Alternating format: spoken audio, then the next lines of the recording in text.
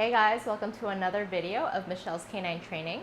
Today I want to talk about another topic that involves structure in the home. I actually think for now I'm going to focus most of my videos on structure, mainly because I have mentioned it before.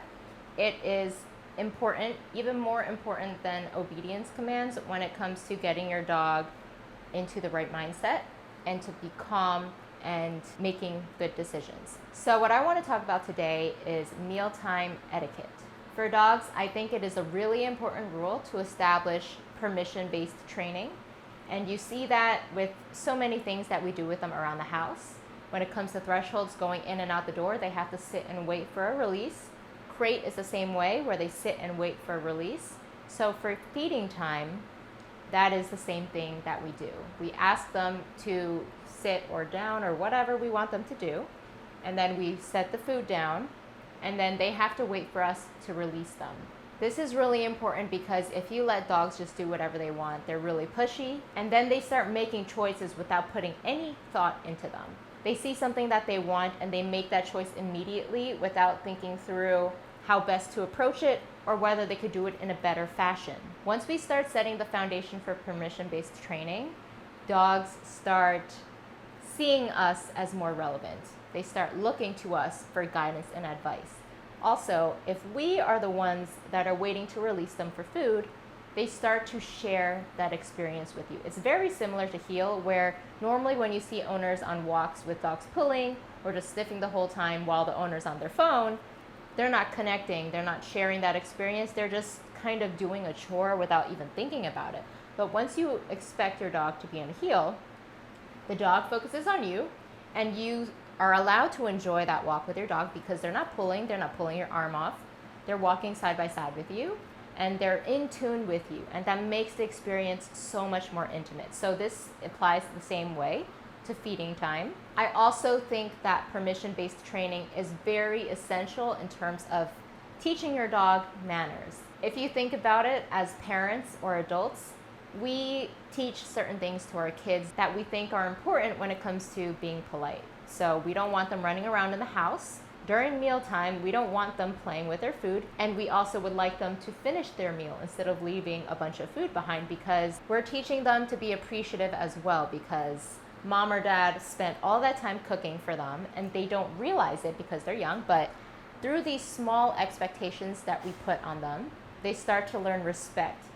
And those small lessons carry on over time, and then it really forms a foundation for how they start approaching things in their adult life.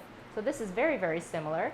This is teaching the dog manners instead of just running to the bowl and gobbling it down and just ignoring anything we say.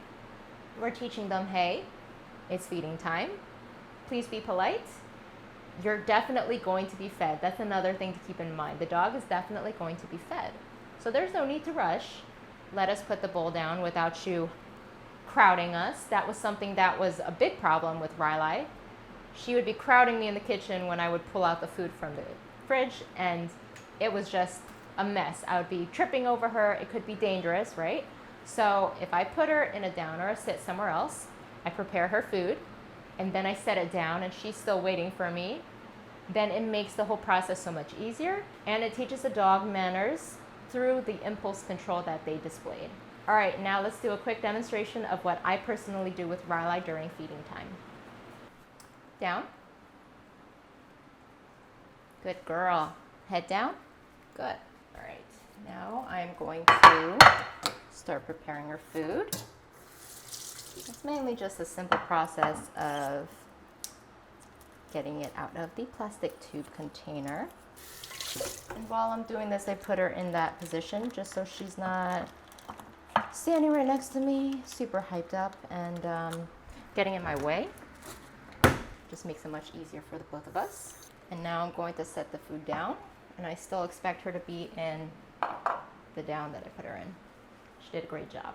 Break. Good girl. Good job.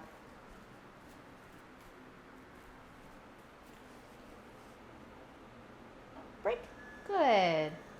Okay, so while she's eating, let me just talk about what you just saw. So first off, I will say that any command works. sit her down as long as they have to wait for your release. So for me, I initially decided to put her down along with her head down because I just wanted her in the most calm state as possible. And putting them with their head down in a down is generally extremely calming for them, because if you think about it, when we're lying down, if we have our head down, it just encourages us to be that much more relaxed. And I have her sit again right in front of the food. That way it's sort of like a second gateway before she is able to have access. So you don't have to do that. You could always just do a sit straight into eating, but this is just the way that I do it. And as long as you have some form of wait for release, then it should work out just fine. I wanted to add in this clip, which is a session of mealtime etiquette that I was doing with my friend Shane and his puppy, Aegon.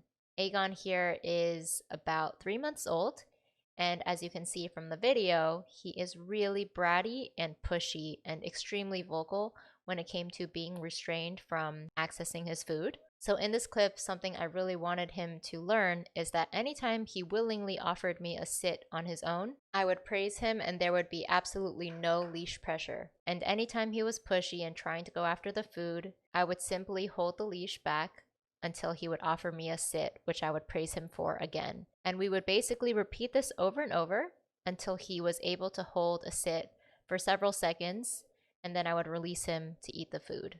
Something I would like you to keep in mind is to imagine what this puppy's behavior and mindset would be like if behavior like this was left unchecked.